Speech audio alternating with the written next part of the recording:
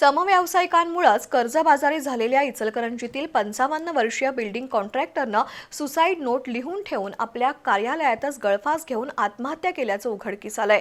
शब्बीर तांबोळी असं त्यांचं नाव आहे। दरम्यान तांबोळी यांना आत्महत्येस प्रवृत्त केल्याप्रकरणी शिवाजीनगर पोलीस ठाण्यात तिघांच्या विरोधात गुन्हा दाखल झालाय। त्यापैकी कृष्णा सातपुते याला पोलिसांनी अटक केली आहे। इचलकरंजीतील यशवंत कॉलनीत राहणारे शब्बीर तांबोळी यांचा बिल्डिंग कॉन्ट्रॅक्टरचा व्यवसाय होता। ते कृष्णा सातपुते, राहुल बुचडे, पवन कांबळे यांच्यासोबत हा व्यवसाय करत होते। या समव्यावसायिकांनी तांबोळी यांच्या हिश्श्याची रक्कम परत दिली नाही, परिणामी ते मानसिक तणावाखाली होते। त्या तिघांनी त्यांचे पैसे बुडवल्यानं तांबोळी कर्जबाजारी झाले होते। कर्जबाजारीपणामुळे होणाऱ्या मानसिक त्रासाला कंटाळून तांबोळी यांनी 17 एप्रिल रोजी राहत्या घरातील कार्यालयातच गळफास घेऊन आत्महत्या केली। घटनास्थळी पोलिसांना सुसाईड नोट मिळाली असून त्यामध्ये कृष्णा सातपुते, राहुल बुचडे, पवन कांबळे यांच्या नावाचा उल्लेख आहे।